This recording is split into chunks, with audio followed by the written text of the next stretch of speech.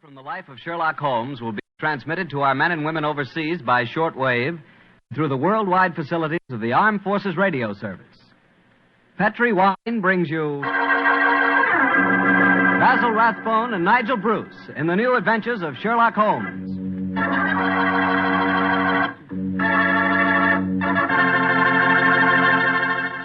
The Petri family, the family that took time to bring you good wine, invites you to listen to Dr. Watson tell us another exciting adventure he shared with his good friend, that master detective, Sherlock Holmes.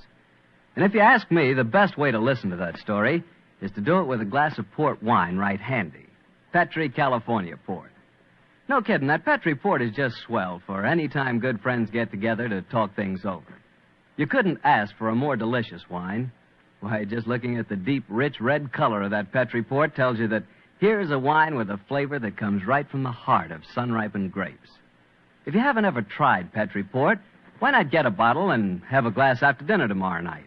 It's a perfect after-dinner wine, you know. And share that port with your family and your friends. And don't forget, when you serve Petri Port, you can serve it proudly. Because after all, the name Petri is the proudest name in the history of American wines.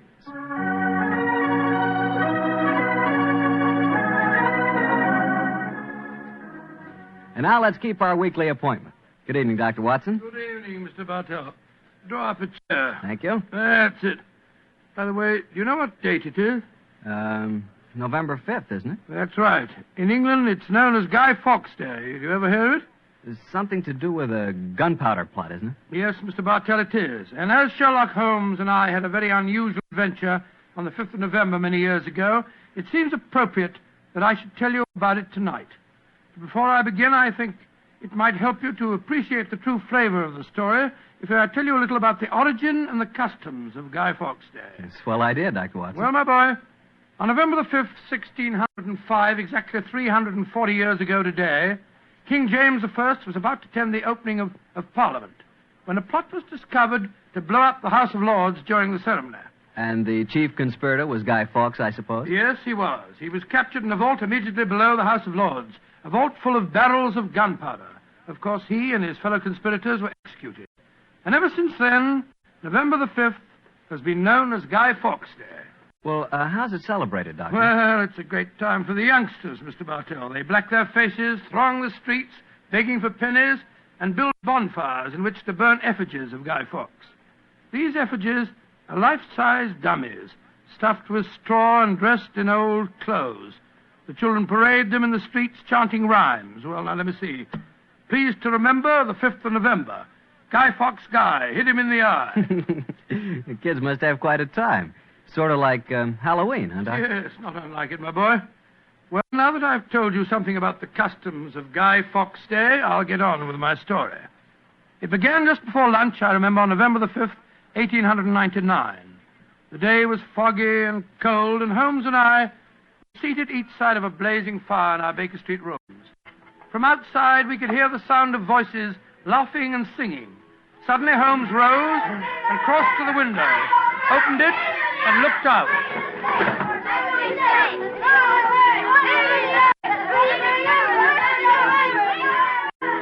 Then he turned to me and spoke. Children are having a great time, Watson, aren't they? Yes, it cost me a shilling worth of pennies to walk here this morning. Has it occurred to you, Watson, that the gunpowder plot offers very promising material to the speculative mind? In what way, Holmes? I say it's confoundedly chilly in here. Don't you think you might shut that window? Sorry, old chap.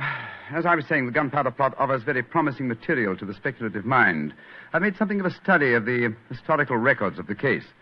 There is more than a little evidence to suggest that King James was never in any real danger. Never in any danger? Well, what makes you say that?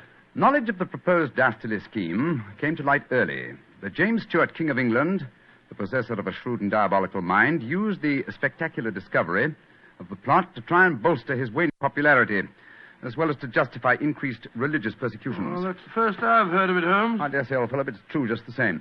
I'm afraid James Stuart, King of England, was an unscrupulous tyrant. Come in. Oh, yes, Mrs. Hudson? There is a gentleman to see you, Mr. Holmes. He said it was very important, and he asked me to give you his card. Oh, thank you, Mrs. Hudson. Oh, ask him to come up, please, will you? Aye, sir. Who is it, Holmes? A gentleman with a remarkably fine sense of timing. Read his card for yourself. Let's have a look. Mr. James Stewart. Great Scott, that's an extraordinary coincidence that he should arrive just as we're talking about James Stewart, King of England. Come in. Mr. James Stewart. How do you do, Mr. Stewart? My name is Sherlock Holmes, and this is my colleague, Dr. Watson. How do you do, sir? How do you do? Mr. Holmes, you've got to help me. I'm walking about in mortal fear of my life. You've got to help me. Mr. Stewart, I suggest that you sit down. I'll do anything in my power to help you, but you must compose yourself first and tell me quietly what it is that's frightening you. How can I compose myself when I may be dead within a few hours? No, Mr. Stewart. I'm a doctor. I really think if I were to give you a sedative that you'd find... How can you talk of sedatives when I... My heart. Doctor. My heart. All right. Now, here, let me help you into this sofa. There you are now. Imagine That's that brandy it. would be in order, Watson. Yes, Holmes, and I'll give him some digitalis. A fellow with a bad heart like this shouldn't allow himself to get so excited. Here you are, Mr. Stewart. Drink this. That's it. And now this, Mr. Stewart. What is it? It's digitalis. Very well. Yeah, now. Feel better, sir? Yes, Mr. Holmes. Yes, I do. You're right. I shouldn't get so excited. My heart can't stand it, you know. Watson, is he well enough to talk, do you think? Yes, if he doesn't excite himself again. I'll be careful, Doctor. I'll take it quietly. Mr. Holmes, when you saw my card just now, did it strike any responsive chord? Oh, naturally, sir. Who could fail to be intrigued when a James Stewart calls to see one on Guy Fawkes Day? It isn't just coincidence that my name is James Stewart. I've got royal blood in my veins. People know of it. And that's another reason they're out to kill me. They're jealous of my heritage. Every instinct I have is a royal one. Now, you gentlemen know that falconry is a king's sport. And my greatest hobby is the breeding and the training of Mr. falcons. Stewart, please, Mr. Stewart. Owing to the state of your health, I suggest that you be as economical as possible in your explanation. In fact, I think it might be better if I were to question you. Very well, Mr. Holmes. Now, you say that your life is in danger. What evidence do you have to substantiate that claim? My cousin, Guy Falconby, has threatened it. You see, Mr. Holmes, he and I are the only heirs to a wealthy uncle. His fortune will go to the surviving heir. If I were dead, Guy would inherit everything. Seems to me, Mr. Stewart, that you should have applied to Scotland Yard for protection. I did, Dr. Watson. Only a few days ago I saw a certain Inspector Lestrade, I think his name was, and he laughed at my fears. Oh, Lestrade. And he laughed, did he? Well, then in that case, there may be something in your story, sir. You say that your cousin has threatened to kill you. Has he indicated the method he intends to employ? He has, and it's a devilish plot. Guy has a bitter, twisted sense of humor, gentlemen, even when he's planning as dastardly a thing as a murder. I am James Stewart. He is Guy Falconby, which is near enough to Guy Fawkes. Today is the 5th of November, and he's planning to blow me up. Oh, come, sir. You can't expect us to believe that. But it's true. He warned me. And the celebrations that are going on in the streets of London today would make a rare cloak for his activities. I must confess, Mr. Stewart, that I find your story most unconvincing. All your evidence appears to depend on conversations held between you and this cousin of yours. You have no facts, sir, to substantiate your claims. But I have. Then please let us hear them. I live at 23 Cavendish Square. A week ago, the house next door to me was let to a new tenant. Almost immediately, workmen became very active there. They were digging in the cellars, Mr. Holmes. I could hear the sounds of picks and shovels through the walls. Digging in the cellars. That does sound significant, doesn't it, Holmes? Extremely. Did you observe any other activities of the workmen, Mr. Stewart? Mr. Holmes, vans have been delivering large packing cases to the basement during the last 2 days. Mm-hmm. I know what's in them, too. It's gunpowder. I tell you, they're planning to blow me up today. No. Steady. You mustn't excite yourself again. What shall I do, Mr. Holmes? I think, sir, it would be better for you to rest here for a while and then go to a nearby hotel. I would suggest the Shaftesbury. And wait there until you hear from us. And where are you gentlemen going? Watson and I, after donning suitable disguises, will visit the house adjoining yours in Cavendish Square. I think an examination of the cellar there might prove most illuminating.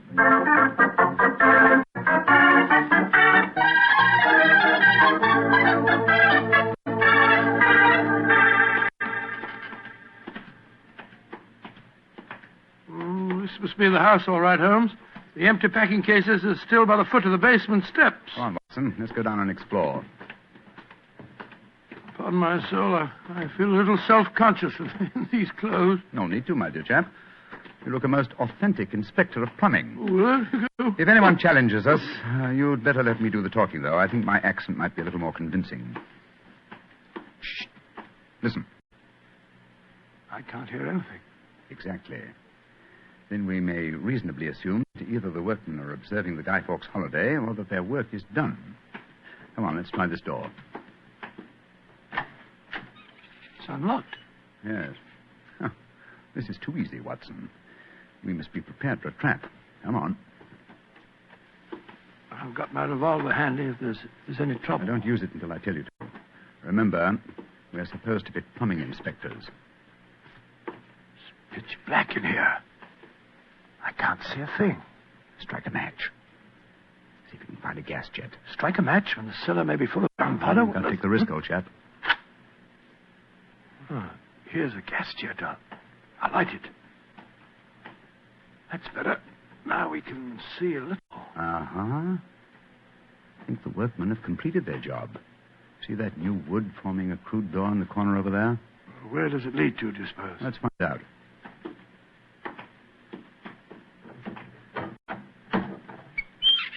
Oh, also unlocked. And here's a miner's lantern, waiting conveniently for us on this ledge. Oh, this is ridiculously easy. Now I'm sure it's a trap. I like the lantern. Great Scott, it's a tunnel. Yes, it's a tunnel leading into Mr. Stewart's house next door. Let's explore it.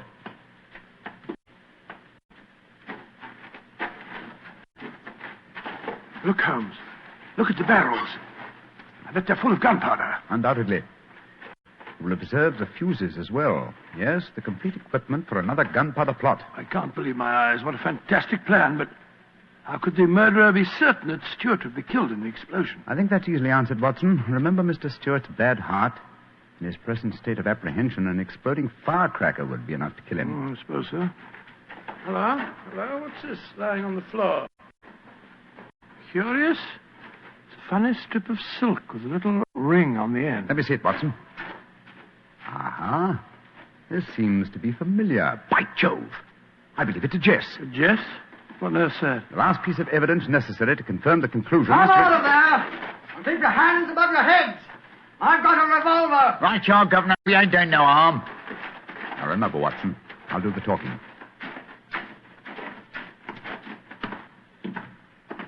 Come on! Archer, come! Well, you're a comical-looking pair. What are you doing in there? Me and my mate got a message to come over here and see to the plumbing, mister. Plumbers, eh? You have any identification? Yes, sir. Here's my badge. We're inspectors for the London County Council. Oh, that's all right, my man. I saw the basement door open, and I thought burglars might be here. You're the owner of this house, sir? Yes, but my agent let it recently to some tenants who've been behaving rather queerly, I'm told. So I came round here to see what was happening. If you're the owner, sir, perhaps you can give me some facts for me records. I want to fill me records, you know. What do you want to know? Well, your name, please, sir. Falconby. Guy Falconby. Look here. Alfie, hold your nose. What did he say? Nothing, sir, nothing. He's got bad hiccups. I've had him for months now. Can't stop him. Alfie, here, give me a pencil, will you? Thank you, Al. Now, sir, your name is Guy Falconby. What's the name of the tenant this house is let to? There are three of them. Oh, do you know the name, sir? Got to have them for me records, you see. Yes, the names are Winter, Rokewood, and Keynes. Oh, yes. Winter, Rokewood, and Keynes. That's right, sir. Sounds as if there might be a firm of solicitors, don't they, sir? Well, perhaps they are. I haven't met them. Just one more question, sir, and then I needn't bother you no more. Well, what is it? My religion or my grandmother's maiden name? No, sir. No, nothing like that. I just wondered who lived in the house next door on that side. We've had a complaint from there, too. Their pipes is bunged up. My cousin lives there. His name's James Stewart. Mr. James Stewart, eh? I'm much obliged, sir. Me and my mate will be going next door. Come on, Alfie. I'm not surprised his pipes are bunged up, as you so graphically put it. He's a great one for practical jokes about the house. As a matter of fact, he's planning one of them tonight. Well, that's no concern of yours. By the way, my man, what's your name? Nivitt, sir. Tom Nivitt. Come on, Alfie. We got work to do.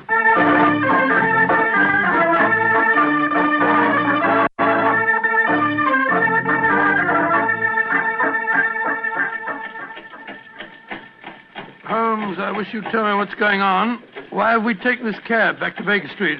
Get out of these clothes. They've served their purpose. Now there's more serious work afoot. Well, I'm still confused about our interview with Guy Falconby. Why did you say your name was Tom Nibbett? More touch of vanity, old fellow. Vanity? How do you mean? Well, consider the names in this case so far, Watson. James Stewart says that he's been threatened by Guy Falconby. A name, as Mr. Stewart points out, not unlike Guy Fawkes. Do you recall the names of the three tenants that Mr. Falconby gave us a few minutes ago? Yes. Winter, Rookwood, and Keynes. But what's that got to do with it? A great deal, my dear fellow. Thomas Winter, Ambrose Rookwood, and Robert Keynes were the three men executed with Guy Fawkes in the original gunpowder plot in 1605. Good Lord. Where does Tom Nibbett, the name you gave yourself, fit into the picture? Thomas Nibbett was the Westminster magistrate who arrested the conspirators. Since the would-be murderer has such an academic knowledge of the original plot, I thought I'd let him know that he was up against an opponent worthy of his skill.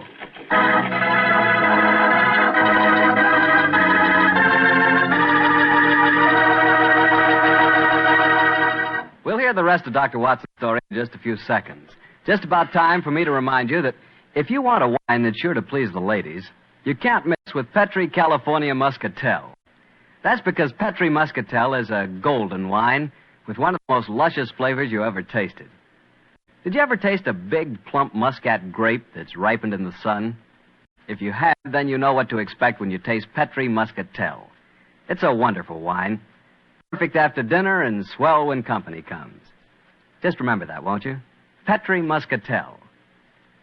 Well, Doctor, you and Mr. Holmes were certainly having yourselves quite a Guy Fawkes day. What happened when you got back to Baker Street? We quickly changed out of our disguises and back into our ordinary clothes. I was still pretty much in the dark, as usual. And I kept questioning Holmes as to our next move. He was in a state of suppressed excitement. And it was obvious as he spoke to me that he was anxious to be off. What's dawdle? There's so much work ahead of us. What do you mean, don't dawdle? I'm not dawdling. I'm dressing as fast as I can. What's our next move, anyway? Well, we must split our forces. Let's get hold of my band of street urchins, the Baker Street Irregulars. I'm going to surround Mr. Stewart's house in Cavendish Square, and they'll be invaluable for that purpose. So what do you want me to do? Go to the Canterbury Hotel and collect Mr. Stewart, then return with him to his house and wait me there. I shall join you as soon as I've rounded up the irregulars, but I must warn you. Don't leave Mr. Stewart for a moment. Don't let him out of your sight until you see me again. Of course I won't, Holmes, but, I must say, the idea of all that gunpowder in the cellar doesn't make me feel any too have happy. Faith in me, old chap. Have faith in me. You know, I wouldn't expose you to any danger if I could avoid it. And I assure you that I shall join you and Mr. Stewart very shortly. You have your revolver? Yes, of course. Good. And, give Mr. Stewart this revolver, will you? Tell him that I insist that he carries it. I fear that his own has probably been tampered with. Right you are, Holmes. I'll see that he has it. This is a strange business, I must say. That Guy Falconby seemed such a decent sort of fellow. Yes, he appeared to be a most amiable fellow, didn't he? This is indeed an unusual case, Watson. We're up against one of the most sinister and twisted antagonists that we've ever met. Well, old chap, I'm leaving now. I'll join you soon. And don't forget, stay close to Mr. Stewart. Stay very close to him.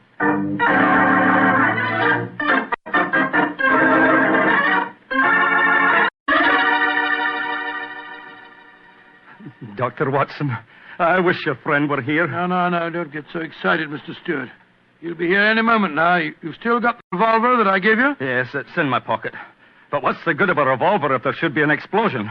Answer me that if you can. No, you must have faith in Mr. Holmes, sir. He's arranging now to have this house of yours surrounded by his band of street urchins. They'll see that no one gets to the cellar next door to light the fuses. A bunch of children. How can they do anything? You don't know the Baker Street Irregulars, Mr. Stewart. And it's a perfect day for them to operate. As black-faced boys begging for pennies, they'd pass unnoticed anywhere. I hope you're right. But I have a premonition, Doctor. There's going to be a tragedy. I know it. Now, take it easy, sir. Remember your heart. You're in splendid hands when Sherlock Holmes is on the case. Here he is now. Holmes, I say, I'm glad to see you. You received your visitor yet? Visitor? We've seen no one. Then be on the alert. I've just been questioning the boys surrounding this house. A few moments ago, some children pulled a small cart up to the back door. A cart containing a life-size dummy. My irregulars thought that it was an effigy on its way to a bonfire. Why shouldn't it be, Holmes? I have reason to believe that it's someone visiting you in disguise, Mr. Stewart. A visitor who is mounting the back stairs at this very moment. You've got to stand by me, Holmes. You've got to protect me. Don't worry, sir. Come in. Look at that apparition. Great Scott, Guy Fawkes dummy.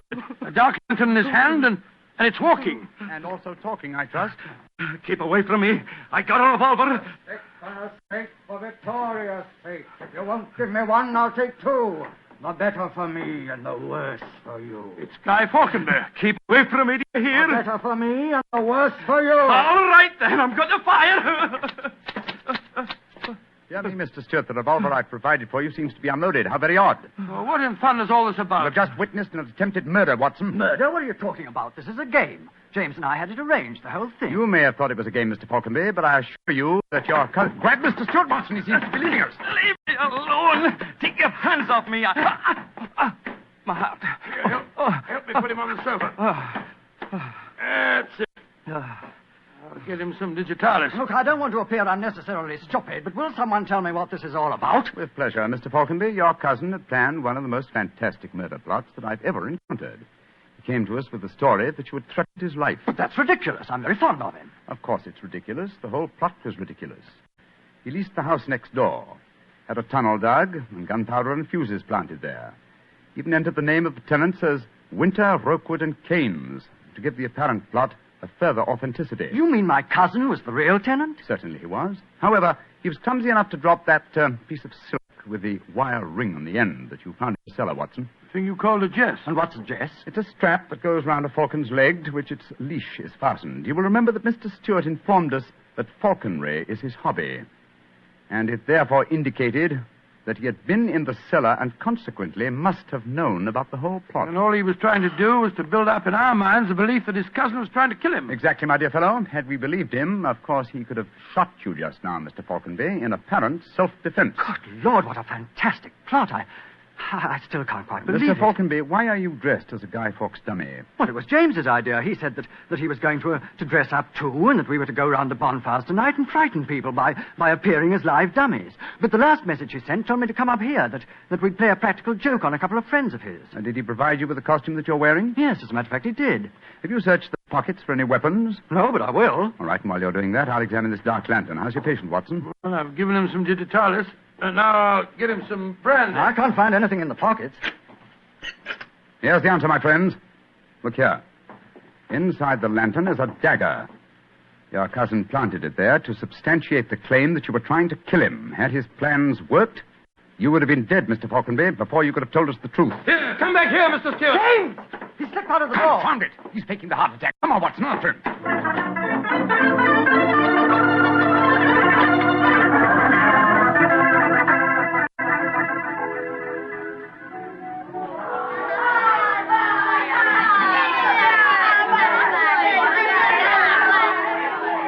Holmes, where are you?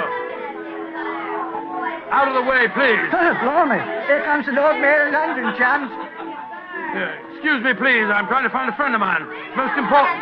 Holmes, where are you? Get out here, Watson. I hear you calling me.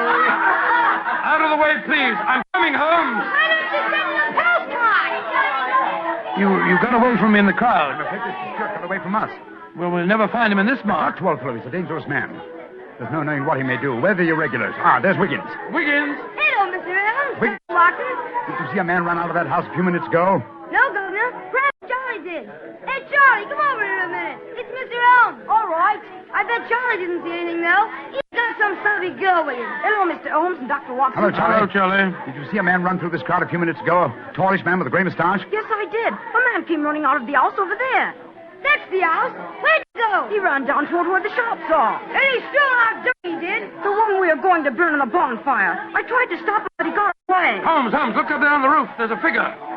Joe, I believe it's James Stewart. That's the man. He's the one that stole our dummy. He's standing up on the roof. He's going to jump. If he does, he's going to land in the bonfire. There he goes. He is jumping.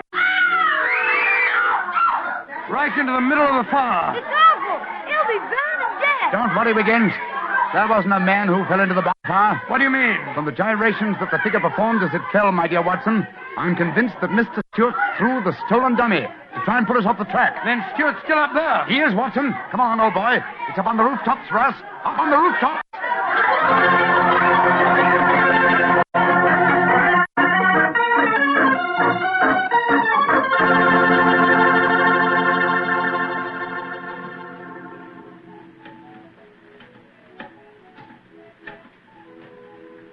Here, Watson. Let me help you up. Can you reach my hand? Yeah, I got it. All right, then. Up you come. Come on. That's it. Phew. Seems to me that fire escapes must be designed for giants. Keep your eyes skinned, old fellow. Stuart's a dangerous man. Might be hiding behind those chimney stacks. Come on. Upon my soul, this is a strange place to be on Guy Fawkes night. Yes, a comprehensive case, Watson.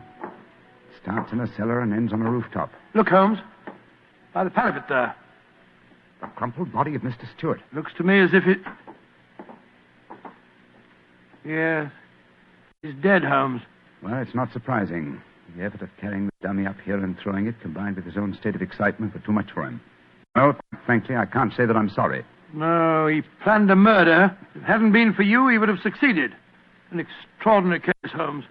Yes, old chap, and one that should long make us remember the 5th of November. By Joe, yes. Please to remember the 5th of November. Gunpowder treason and plot.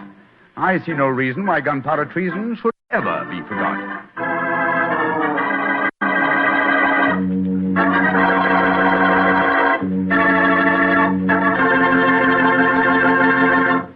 Well, Doctor, as you boys would say, that story was a bit of exciting, what? Yes, and even now I sort of lose my breath when I remember climbing that fire escape. You know, Doctor, those two fellas certainly went out of their way to celebrate Guy Fawkes Day. Now, take me. When I got a little celebrating to do, I like to do it quietly. Some friends, a glass of port. Yeah, Petri port, of course. What else? Leave it to you. No matter what the occasion is, you can somehow make it a perfect occasion for Petri wine. How do you do it, old fellow? Don't ask me how I do it. You mean, how does the Petri family do it? How can they make such swell wine? Well, the answer is experience. The Petri family has been making fine wine for generations. And ever since they first established the Petri business way back in the 1800s, they've handed on down from father to son, the fine art of turning luscious, sun-ripened California grapes into fragrant, delicious wine. That's why when you want a wine for any occasion, before dinner, with your meals, or after dinner, you can't go wrong with a Petri wine, because Petri took time to bring you good wine. And now, Dr. Watson, what Sherlock Holmes adventure are you going to tell us next week? An old favorite, Mr. Bartell, a story that concerns strange music that was heard in a lonely house in the English countryside, and of the living death that stalked there. I call it The Adventure of the Speckled Bairn.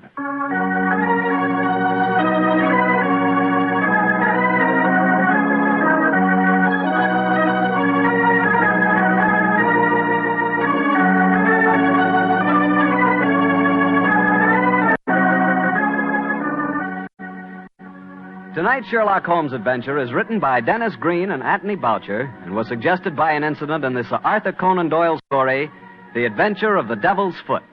Music was by Dean Fossler.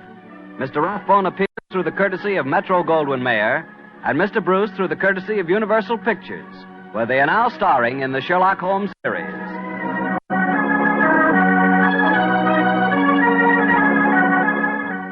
The Petri Wine Company of San Francisco, California, invites you to tune in again next week, same time, same station.